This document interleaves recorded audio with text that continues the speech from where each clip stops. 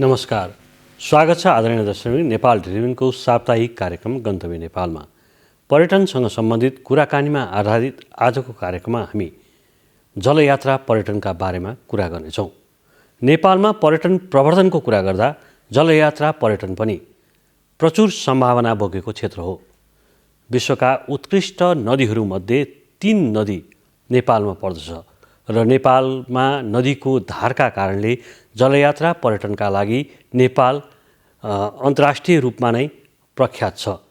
आजको कार्यक्रममा हामी यिनै सेरोफेरोमा रहेर छलफल गर्नेछौँ। यसका लागि हामीसँग हाम्रो स्टुडियोमा जलयात्रा पर्यटनसँग सम्बन्धित संस्थाका महासचिव शिशिर खनाल उपस्थित हुनुहुन्छ। शिशिरजी, यहाँलाई नेपाल टेलिभिजनको यो कार्यक्रममा स्वागत छ। थ्याङ्क यू, धन्यवाद। यस्तो कोभिडले नेपालको सबै पर्यटनलाई असर गरे जस्तै जलयात्रा पर्यटन पनि त्यसबाट अछुतो रहन सकेन। जलयात्रा पर्यटनको पछिल्लो अवस्था चाहिँ के छ अहिले? अब हजुरले भन्नुभयो जस्तो अब जब कोभिड स्टार्ट भयो, सम्पूर्ण पर्यटन कोल्याप्स भयो जस्तो जलयात्रा पर्यटन त्योभन्दा पहिलेदेखि कोल्याप्स हुनु पुग्यो। जब डिसेम्बरको अन्तिममा वुहानबाट जुन उत्पत्ति भयो भनेर हल्ला आउन थाल्यो, त्यहाँबाट चिसोले कारणले गर्दा चाहिँ कोभिड सर्छ है भन्ने जुन इन्फर्मेसन फ्लो भयो, त्यसले गर्दा चाहिँ हामीलाई जनवरीको फर्स्ट विकबाट ह्याम्पर गर्यो। जहाँ कि हाम्रो नेपाल सरकारले अप्रिलमा मात्र गएर लकडाउन गरेको छ। यो 4 महिना अगाडिबाट हामी थलिएका छौँ। अब पछिल्लो समय भन्यो भने नेपाल सरकारमा अथवा नेपालमा जब कोभिडको केसेसहरू घटिरहेको छ र अहिले चाहिँ अलिअलि फ्लो बढ्न थालेको छ। अब यद्यपि अझ पनि शून्यमा नझरेको र पछिल्लो समय युरोपको फेरि पनि बढ्न गएको, कोभिडको केसहरू बढ्न गएको भन्ने हल्लाले हामीलाई फेरि पनि पछाडि धकाल्छ कि भन्ने चिन्ता र चासोका साथ हामीले हेरिरहेका छौँ। र पछिल्लो समय नेपाली फ्लो जुन हामीले डोमेस्टिक टुरिज्मको प्रमोसन गरिरहेछौँ, इन्टरनेसनल मात्र होइन डोमेस्टिक गर्नुपर्छ भनेर, त्यो फ्लोले चाहिँ हामीलाई केही सस्टेन गर्न र हामीसँग आश्रित परिवारहरू जति पनि हुनुहुन्छ कर्मचारीहरू, उहाँहरूलाई चाहिँ सस्टेन गराउन सफल भएका छौँ अहिले चाहिँ पछिल्लो समय चाहिँ। यहाँले भन्नुभएको जस्तै पछिल्लो समय नेपालीहरू पनि घुम्ने प्रवृत्ति पनि बढ्दो छ र सरकारले पनि 10 दिने भ्रमण काज नै दिने भनेर कार्यविधि पनि अहिले अन्तिम चरणमा पुगेको छ र नेपालीहरूमा पनि यस्ता साहसिक पदयात्राप्रति अथवा साहसिक पर्यटनप्रति चाहिँ नेपालीहरूको रुचि पनि बढ्दो छ। यो कुरा गर्दाखेरि राफ्टिङमा चाहिँ नेपालीहरूको आकर्षण कस्तो छ र अहिले पछिल्लो समय यहाँले भन्नुभएको जस्तै यो जस्तो यो अस्तिको बिदा जुन हाम्रो चाहिँ के अरे दसैँ तिहारको बेलामा जुन हिसाबले आन्तरिक पर्यटकहरूको चाहिँ फ्लो विभिन्न पर्यटकीय डेस्टिनेसनमा देखियो, त्यस्तै राफ्टिङमा चाहिँ त्यसले फाइदा पुर्यायो कि पुर्याएन, अथवा राफ्टिङको कुरा गर्दा चाहिँ नेपालीहरूको राफ्टिङप्रतिको आकर्षण चाहिँ कस्तो छ? समग्र पर्यटनमै जब ठुला चाडबाडहरू नेपालमा आए, समग्र पर्यटनकै मेरुदण्डको रूपमा अथवा सस्टेन गराउन सक्ने अवस्थामा अहिले पुगेको अवस्थामा छ। र यो सँगसँगै राफ्टिङले पनि यसबाट राम्रै हामीले इन्कम जेनेरेट गऱ्यौँ अथवा हामीलाई सस्टेन गर्ने वातावरणमा लगेको छ होइन। समग्र रूपमा हेर्ने हो भने जसरी अघि तपाईँले भन्नुभयो साहसिक गतिविधिहरूमा नेपाली युवाहरूको विशेष गरी 20 वर्षदेखि 30 वर्ष 35 वर्षको बिचको युवाहरूको जसरी उत्साह बढेको छ, त्यसले राफ्टिङ इन्डस्ट्रीलाई अन्य गतिविधिभन्दा राफ्टिङ र ट्रेकिङमा चाहिँ अलिक बढी नै फोकस गरेर उहाँहरूको एक्टिभिटिज गरेको देखेर हामी चाहिँ उत्साहित पनि भएका छौँ र यसले राम्रै रूपमा हामीलाई सस्टेन गर्न र हामीलाई थप प्रेरणा गरेको छ कि मार्केटिङ गर्दाखेरि हामीले डोमेस्टिक गर्दा पनि हामी सस्टेन हुन सक्छौँ है, डोमेस्टिक टुरिज्मले नै हामी सस्टेन हुन सक्छौँ भन्ने एउटा हो।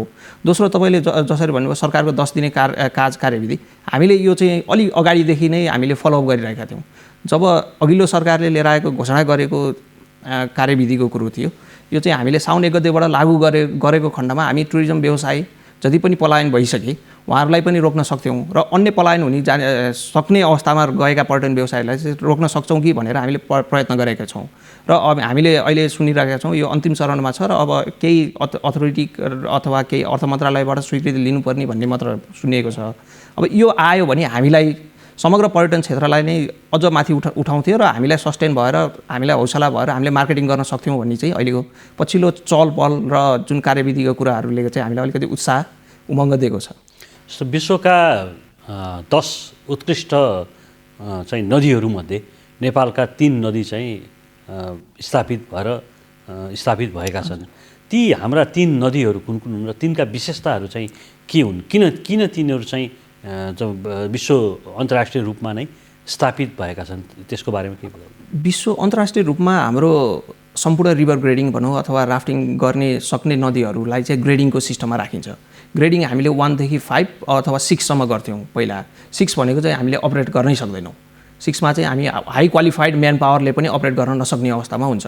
र रिभर ग्रेडिङ हाम्रो कसरी ग्रेडिङ हुन्छ भन्दा रिभरको तपाईँको फिचर्सहरू, ऱ्यापिड हाम्रो जुन छालहरू, त्यहाँ रहेको लोकल पिपुल भनेको स्थानीय बासिन्दाको कल्चर, रिलिजन अनि हाम्रो जुन प्राकृतिक सौन्दर्यता, यी सबैलाई वर्गीकरण गरेर हाम्रो ग्रेडिङहरू हुन्छ।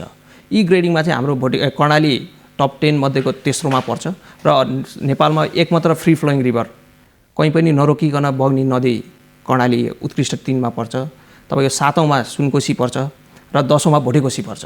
र अबको हामीले के भन्दैछौँ भने हामीले यी नदीहरू संरक्षण गरेर विश्वको जति पनि जलयात्रातिर आकर्षित केन्द्रको रूपमा हामीले नेपाललाई लिएर आउन सक्छौँ र विश्वका अनेक देशहरूले तपाईँको आर्टिफिसियल खोला बनाएर राफ्टिङका इभेन्टहरू गर्न थालिसके। हामीले हाम्रा नदीहरू जुन प्राकृतिक रूपमा पाएको नदीहरूलाई युज गरेर पनि ती इभेन्टहरू गर्नुपर्छ भनेर हामीले प्रयत्न गरिराखेका छौँ।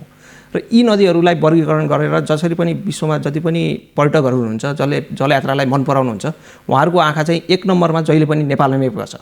र यसलाई चाहिँ हामीले अझ पनि राम्रोसँग क्यापिटलाइज गर्न सकेका छैनौँ र यसलाई क्यापिटलाइज गर्नलाई हाम्रो संस्थाले हामीले सक्ने जति प्रयत्नहरू गरिराखेका छौँ।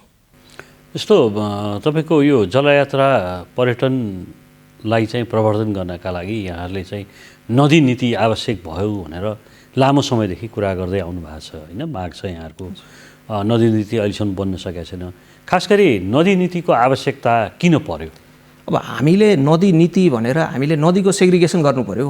कुन नदीलाई चाहिँ कुन क्षेत्रमा उपयोग गर्दा उत्तम हुन्छ होइन। हामीलाई जलविद्युतको आवश्यकता छ, जलविद्युत कुन नदीबाट उत्पादन गर्ने, टुरिज्मलाई समग्र जलयात्रा मात्र होइन टुरिज्म सेक्टरलाई नै नदी कुन क्षेत्रमा चाहिँ जोगाउने र अन्य तपाईँको जैविक कुराहरू आउलान् र तपाईँको हाम्रो के अरे विकास निर्माणलाई चाहिने बालुवा, गिटी, ढुङ्गा उत्खननका कुराहरू आउँछन्। हामीले नदी नीतिमा चाहिँ के भनेका छौँ भने 800 देखि 200 मिटरको हाइटसम्म भएका नदीहरूलाई चाहिँ यो टुरिज्म रिभरको रूपमा घोषणा गरौँ।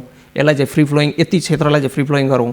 200 मिटर हाइटभन्दा तलका रहेका नदीहरूलाई तपाईँको हाम्रो के अरे विकास निर्माणलाई आवश्यक पर्ने गिटी बालुवा ढुङ्गाहरू उत्खनन गर्न प्रयोग गर्न सकिन्छ। र ती माथि भनौँ 1000 मिटरभन्दा माथिका स्थानहरूबाट हामीले जलविद्युत निकाल्न सक्छौँ। यी यसरी चाहिँ सेग्रिगेसन गरेर यो नीति बनिदियो भने समग्र देशको नै मुहार फेर्न र पर्यटन क्षेत्रलाई चाहिँ जोगाइराख्न अथवा जल पर्यटनलाई चाहिँ जोगाइराख्न ठुलो महत्त्व हुन्छ। र यसलाई चाहिँ कार्यान्वयन गर्नुपर्छ भनेर हामीले लामो समयदेखि प्रयत्न गरिराखेका छौँ। यद्यपि अझ पनि गरिराखेका छौँ। यसलाई उचित सम्बोधन नभएसम्म हाम्रो प्रयत्न जारी नै रहन्छ होइन। अब यो नीति बनेपछि हामीले के एक्सपेक्ट गरेका छौँ भने तपाईँको आजको दिनमा हेर्ने हो भने जलविद्युत बनेको जलविद्युत व्यापार गर्ने, कता व्यापार गर्ने, कसले युज गर्ने भन्नेसम्मको हाम्रो प्लानिङ छैन। र जुन चाहिँ नदीमा अझ इजी एक्सेस छन्, जहाँ चाहिँ पर्यटकको केन्द्रहरू छन्, त्यहाँ गएर जलविद्युत बनाउँदा हामीलाई परेको मर्का यी यसरी नीति नहुँदाको मर्का हो। यो नीति भइदियो भने हामी व्यवसायीहरू सबैलाई चाहिँ उचित रूपमा व्यवसाय गर्नलाई अझ भनौँ अझ आउने पिँढीहरूले चाहिँ लगानी थप गर्न सक्छन्। यसले चाहिँ समग्र देशकै विकासमा लङ टर्ममा चाहिँ यसले पनि विकासको रूपमा चाहिँ देन दिन सक्छ। सो नेपालका नदीहरू कतिवटा चाहिँ अहिले जलयात्रा पर्यटनका लागि चाहिँ खुला छन्? नेपालका 15वटा नदीको 16वटा सेक्सन भनेको क्षेत्रहरू चाहिँ नेपाल सरकारबाट अथोराइज जलयात्राका लागि छ।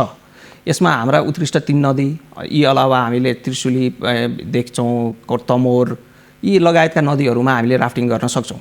यी नदीहरूमा हाम्रा विदेशी पाहुनाहरूले स्पेन्ड पनि राम्रो गर्नुहुन्छ भनेको खर्च पनि त्यही अनुसार गर्नुहुन्छ। र समग्र पर्यटनमा सबभन्दा बढी राजस्व उठाउन सक्छ भने जल पर्यटनले उठाउन सक्छ। फिसिङ ट्रिपहरू गर्न सकिन्छ। हामीले कर्णालीमा, सेती कर्णालीमा तपाईँको मसरहरू, यी विश्वमा नपाउने उत्कृष्ट माछाहरू छन्, यिनलाई फिसिङ गर्ने क्याच एन्ड लिभको अवधारणामा। अहिले पछिल्लो समय चाहिँ हामीले के भनेका छौँ भने यी नदीहरू जति पनि राफ्टिङका लागि खुलेका नदीहरू छन् यिनलाई संरक्षित गरौँ र यसमा चाहिँ हामीले केज फिसिङको रूपमा हामीले माछा पालन गर्न सक्छौँ। फिसिङ ट्रिपहरू विदेशबाट आमन्त्रित गरेर योबाट पनि इन्कम जेनेरेट गर्न सकिन्छ। केज फिसिङ गरेर हामीले सीमित क्षेत्रलाई चाहिँ माछा पाल्न दिने, त्यहाँ चाहिँ तपाईँको माछा मार्ने भन्दा माछा मारेर फोटो खिच्ने, फेरि त्यहीँ छोड्ने, जीवित छोड्ने। यसरी चाहिँ हामीले गरियो भने विकास र तपाईँको सस्टेनेबिलिटी, तपाईँको लङ टर्म र नयाँ आउने पिँढीलाई शुद्ध इन्भेस्ट गर्नलाई चाहिँ प्रोत्साहन हुन्छ भनेर हामीले यसरी नै प्रयत्न गरिरहेछौँ। अहिले कति होला इन्भेस्टमेन्ट यो जलयात्रा पर्यटनको क्षेत्रमा?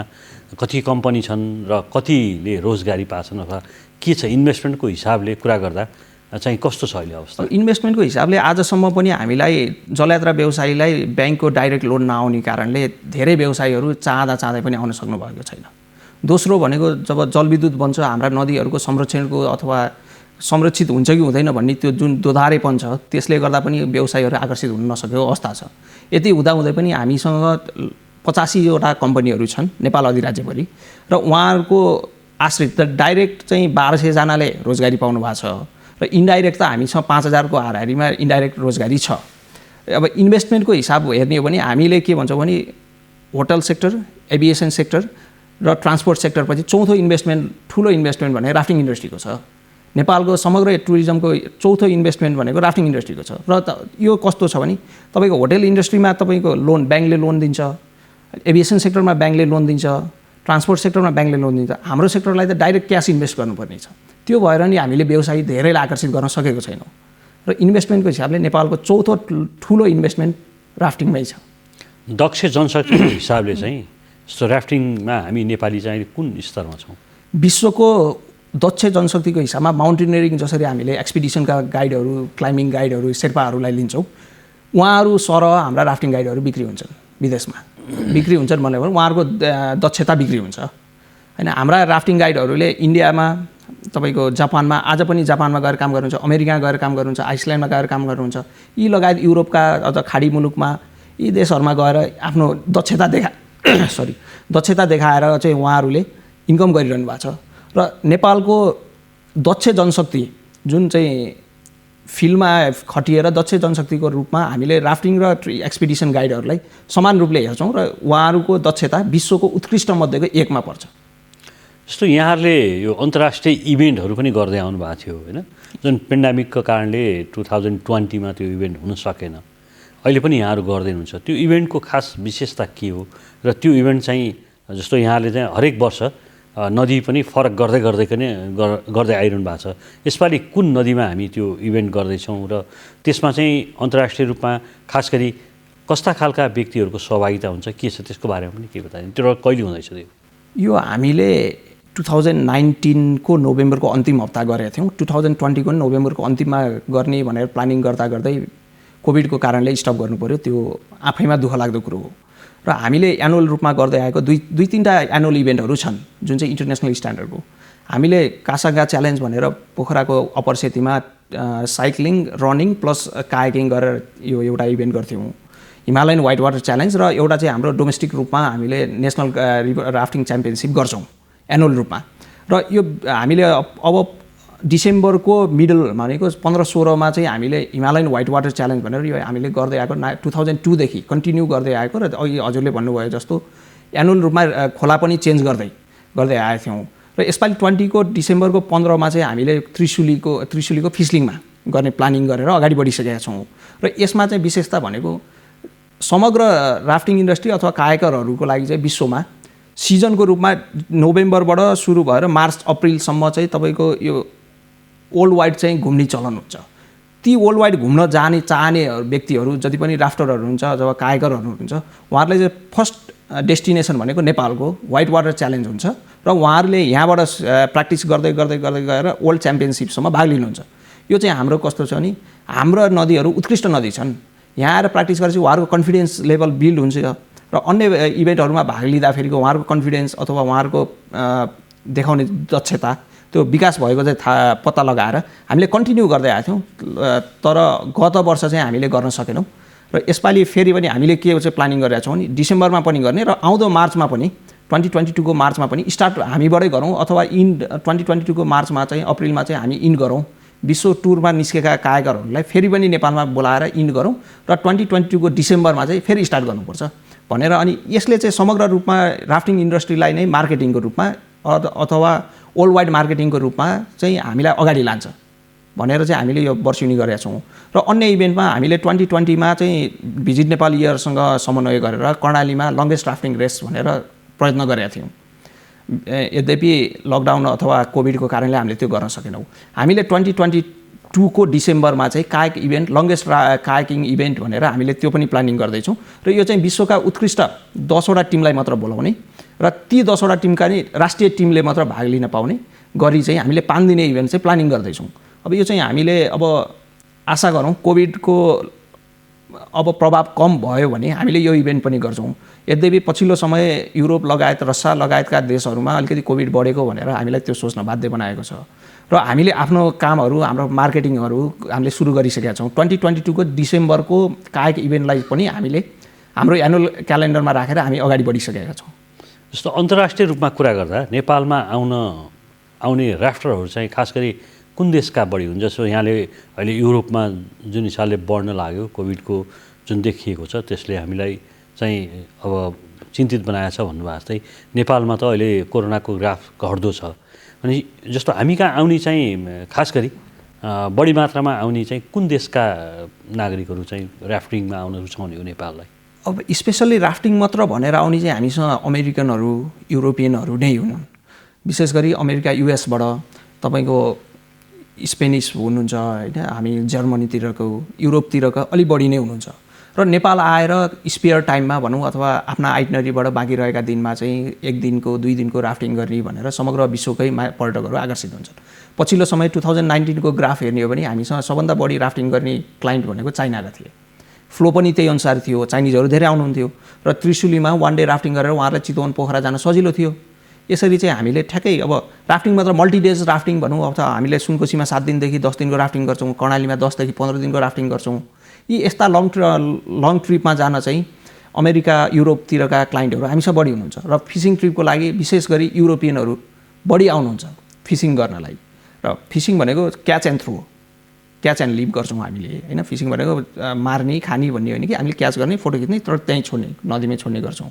यसरी चाहिँ हाम्रा जसरी अघि मैले भने युरोपको जुन क्लाइन्ट हाम्रो मल्टिडेजका लागि आउनुहुन्थ्यो उहाँहरू चाहिँ हामीले फेरि पनि ल्याउन नसक्ने हो कि अहिले बढेको पछिल्लो कोभिडले गर्दा भन्ने अलिकति चिन्ता र चासो चाहिँ हामीलाई त्यतातिर परेको। जस्तो यहाँ नाराको महासचिव भएको नाताले हामी कहाँ जलसँग सम्बन्धित अन्य साहसिक खेलहरू पनि छन्। जलयात्रा पर्यटन त एउटा भयो होइन, भनेपछि अन्य साहसिक यो जुन तपाईँको नदीसँग अथवा पानीसँग जोडिएका अन्य साहसिक गतिविधिहरूमा चाहिँ नेपालको सम्भावना कस्तो छ र ती कस्ता कस्ता खेलहरूमा चाहिँ बढी पर्यटकहरूको चाहिँ आकर्षण बढ्दो छ अहिले? पछिल्लो समय हामीले हेर्ने हो भने रिभर राफ्टिङ मात्र होइन कि क्यानोनिङ जुन झरनाबाट हामी डोरीको सहायताले झर्छौँ, विश्व पर्यटनमै यो एकदम चलेको अहिले पछिल्लो समय राफ्टिङभन्दा माथि गइसकेको छ। तर नेपालमा हामीले त्यो क्यापिटलाइज गर्न सकेका छैनौँ। हामीले के भनेको छौँ भने त्यसलाई पनि अब राफ्टिङ इन्डस्ट्री मार्फत ल्याएर पानीका सम्पूर्ण खेलहरू राफ्टिङ इन्डस्ट्री मार्फत ल्याएर यसलाई चाहिँ ब्रान्डिङ गऱ्यो भने नेपालका हेर्नुहोस् हामीले कति झरना देखिन्छ, हाम्रा जुनसुकै स्थानमा गए पनि झरनाहरू छन्। ती झरनाहरूलाई चाहिँ आकर्षक केन्द्रका रूपमा विकास गरेर राफ्टिङ मात्र होइन सम्पूर्ण नदीका अथवा जलसँग सम्बन्धित खेलहरू हामीले उत्कृष्ट गन्तव्यको रूपमा लिएर आउन सक्छौँ। यद्यपि यसरी क्यानोनिङ गर्दाखेरिको चाहिँ समस्या के हुन्छ भने ट्रान्सपोर्टेसनको अथवा यातायातको हाम्रा डेस्टिनेसनहरू अलि अपायक पर्ने अथवा लामो दूरीमा जानुपर्ने, ड्राइभिङ लामो हुने अथवा फ्लाइटमा जानुपर्ने, हामीसँग फ्लाइट फेयर विदेशीको हकमा महँगो, यी यस्ता कारणले चाहिँ हामीले अझ पनि क्यापिटलाइज गर्न सकेका छैनौँ। र नेपालको राफ्टिङ, कायाकिङ, क्यानोनिङ, कनोइङ यी सबै चाहिँ उत्कृष्ट हुन्छन् नेपालका नदीहरूमा।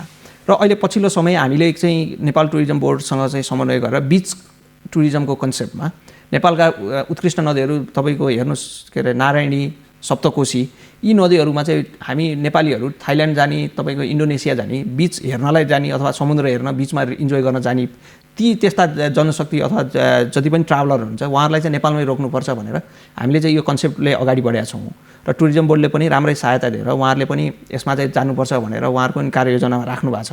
र हाम्रो कन्सेप्ट के हो भने बिच टुरिज्ममा जाने जति पनि पर्यटकहरू हुनुहुन्छ नेपालबाट बाहिरिने उहाँहरूलाई नेपालमा रोकेर उहाँहरूलाई नै फ्लो गराइयो भने अलिअलि सस्टेनेबिलिटीको कुरा होला। र विदेशबाट तपाईँको विदेशीहरूलाई बिचमा भनेको सी बिचमा बसेर इन्जोय गरिरहनु भएको छ। नेपालका तपाईँको हिमाल हेरेर नदीको किनारमा बसेर बालुवामाथि बसेर हिमाल हेर्दाको आनन्द नेपालमा भन्दा अन्त पाइँदैन हो। यी यस्ता आकर्षक केन्द्रहरू डेभलप गर्नुपर्छ भनेर हामी यसमा पनि लागेका छौँ। लगभग हामी कार्यक्रमको अन्तिमतिर आएको छौँ। अन्तिममा जस्तो नेपालको चाहिँ नदीहरूको कुरा गर्दा अथवा नेपालमा जलयात्रा पर्यटनको कुरा गर्दा तपाईँको 1, 2, 3 मा भन्नुपर्दा खास गरी नेपालको जलयात्रा पर्यटनको मुख्य विशेषता भनौँ न अन्त नभएको हामी कहाँ भएको होइन? जस्तो अब तिनटै नदीकै कुरा गर्दाखेरि तिनटै नदीको तिनवटा विशेषता छन् होइन? ती चाहिँ के होलान् त्यो नदी वाइज भनिदिनुहोस् न। हामीसँग अब नदी वाइज भन्दा त हामीसँग यी 15वटा नदीभन्दा अन्य पनि हामीले कायाकिङ गरेका छौँ होइन। नदी वाइज सेग्रिगेसन गर्नुभन्दा समग्रमा भन्दा हाम्रा जुन प्राकृतिक सौन्दर्यता छ त्यो प्राकृतिक सौन्दर्यता र लामो रूपमा आउने छालहरू छन्। हाम्रो कर्णालीमा हेर्नुहुन्छ भने 2 किलोमिटरसम्म छालबाट बग्नुपर्ने अवस्था छ। तपाईँको के अरे हाम्रो सुनकोसीमा हेर्नुहुन्छ भने 1.5 किलोमिटरसम्म छाल छ। एउटा छाल 1.5 किलोमिटरसम्म जाँदाखेरिको इन्जोय एक्साइटमेन्ट त्यो अन्त कतै पाइँदैन। र अर्को के भने हामी डुङ्गामा जाँदै गर्दाखेरिको तपाईँको उत्तरपट्टि हेऱ्यो भने तपाईँको हिमाल छ, तपाईँको तल दक्षिणतिर तराई फाँटहरू होइन, तपाईँको अनि हाम्रा खेतीपाती, तपाईँको गाउँले बसोबास, यीले चाहिँ हाम्रो केन्द्र चाहिँ आकर्षित बनाएको छ। यसरी चाहिँ मैले अब 1, 2, 3 भन्नुभन्दा नि यसरी चाहिँ हाम्रा अन्य देशहरूमा गर्ने जलयात्राभन्दा हाम्रा चाहिँ यसरी चाहिँ उत्कृष्ट छन् र नदी आफैमा उत्कृष्ट छ। विश्वका अनेक देशहरूमा तपाईँको आर्टिफिसियल बनाएर अगाडि बढिसके, हामी नेचुरल नै अगाडि बढिरहेछौँ। यसले चाहिँ उत्कृष्टताको देखाउँछ। जस्तो अघि यहाँले पनि भन्नुभयो व्हाइट वाटर च्यालेन्ज होइन, त्यो त इन्टरनेसनल इभेन्ट हो भनेपछि डोमेस्टिक पनि कुनै यो बिचमा हामी गर्दैछौँ। हामीले कोभिडको बिचमा 2022 मै डोमेस्टिक चाहिँ नेसनल राफ्टिङ च्याम्पियनसिप भनेर 2020 को नोभेम्बरमा गऱ्यौँ। यो चाहिँ इन्टरनेसनल गर्न नसक्ने भएर र हामीले चाहिँ के गर्छौँ भने राष्ट्रिय खेलाडी उत्पादन हामीले नेसनल राफ्टिङ च्याम्पियनसिपबाट दिन्छौँ। यो चाहिँ कायक र तपाईँको राफ्टिङ दुइटैको हुन्छ।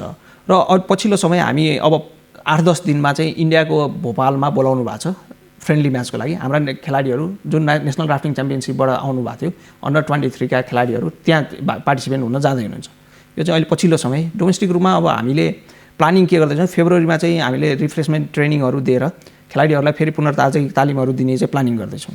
जस्तो यहाँले नेपालकै पर्यटन प्रवर्धनका लागि छिट्टै चाहिँ श्रीलङ्का र बङ्गलादेशको पनि भ्रमण गर्दै हुनुहुन्छ क्यारे, त्यो चाहिँ खास कस्तो हो? त्यसमा चाहिँ हामीले गएर के कुरा देखाउँछौँ र भनौँ न विदेशी पर्यटकहरूलाई नेपालप्रति आकर्षित गर्नका लागि हामीसँग के प्रडक्टहरू लिएर जाँदै हुन्छ? अब यस्तो छ, अब हामीले सेग्रिगेसनको अनुसार हामीले के गर्छौँ भने ट्राभलका साथीहरूले आफ्ना ट्राभल प्याकेजहरू लानुहुन्छ, ट्रेकिङका साथीहरूले ट्रेकिङ प्याकेजहरू लानुहुन्छ। म राफ्टिङको इन्डस्ट्री भएर राफ्टिङ प्याकेजहरू लिएर जान्छु र त्यहाँ गएर हाम्रा नदीहरूको बारेमा मैले ब्रिफिङ गर्छु होइन, प्रस्तुति दिन्छु र हाम्रा राफ्टिङ इन्डस्ट्रीलाई प्रोत्साहन गर्ने र त्यहाँका पर्यटकहरू लिएर आउन प्रयत्न गर्छु। दोस्रो के छ, हामी श्रीलङ्काको कुरा गर्ने भने पछिल्लो समय हामी 2 महिना 3 महिना भन्दा भएको छैन डाइरेक्ट फ्लाइटको कनेक्टिभिटी भएको। यसलाई हामीले क्यापिटलाइज गर्नुपर्छ भनेर हामीले भर्खरै मात्र एनटिभीसँग समन्वय गरेर नेपाल के अरे ट्राभल एसोसिएसनसँग नाटासँग समन्वय गरेर सेल्स मिसनको रूपमा श्रीलङ्का र बङ्गलादेश जाँदैछौँ। र पछिल्लो समय हेर्ने बाहिर जानुभन्दा डोमेस्टिक टुरिज्म अथवा नेपालको रिजनल टुरिज्मले चाहिँ अलि बढी प्रोत्साहन पाउने र इन्डिया, चाइना, बङ्गलादेश यी क्षेत्रलाई मात्र समेट्यो भने पनि नेपालको टुरिज्म धेरै तल जाँदैन। जतिसुकै दुःख पर्दा पनि यी क्षेत्रले चाहिँ हाम्रो टुरिज्म धान्न सक्छ र डोमेस्टिक टुरिज्मलाई पनि प्रमोट गरियो भने हामी सस्टेन हुन सक्छौँ र धानिन सक्छौँ भनेर हामीले चाहिँ समग्र रूपमा नेपाल टुरिज्म बोर्डसँग अथवा नेपाल सरकारसँग समन्वय गरेर यी दुईवटा क्षेत्र चाहिँ अहिले तत्काल जानुपर्ने र मार्केटिङ गर्नुपर्ने क्षेत्र भनेर हाम्रै पहलमा भनौँ अथवा हाम्रै राय सल्लाह सुझावमा चाहिँ यसरी हामी जान लाग्यो। हस्, यहाँको महत्त्वपूर्ण समयका लागि हामी यहाँलाई धन्यवाद दिन चाहन्छौँ। मेरो नि केही विचार राखिदिनु भएकोमा धन्यवाद। Thank you. आदरणीय दर्शकवृन्द, आजका लागि हाम्रो कार्यक्रमको निर्धारित समय सकिएको छ। फेरि अर्को हप्ता हामी अर्को अतिथिका साथ उपस्थित हुनेछौँ। त्यतिन्जेलसम्म नेपाल टेलिभिजन हेर्दै रहनुहोला। नमस्कार।